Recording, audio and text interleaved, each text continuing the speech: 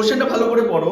বলেছে তিনটি সংখ্যার অনুপাত 3:2:5 এবং তাদের বর্গের সমষ্টি, অনুপাতগুলোর বর্গ করো। বর্গের সমষ্টি 1862, অনুপাতের বর্গ কত? 3 তিরিখে 9x² প্লাস 2 দুগুণে 4x² প্লাস 5 5 25x²। কি করলাম?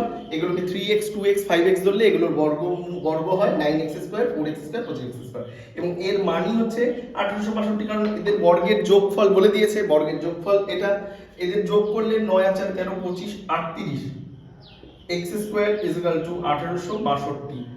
38 দিয়ে কাটো, x² = 49, 38 দিয়ে কাটলে 49 হয়, এবং x এর মান যদি 49, x² এর মান যদি 49 হয়, x এর মান হয় 7।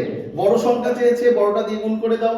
বড়টা দিয়ে 5 7 35, 7 গুণ 5 = 35 is the right answer. x এর সঙ্গে যে কোনো মান গুণ করলেই তোমার বড় মেজো ছোট বেরিয়ে যাবে। Best of luck.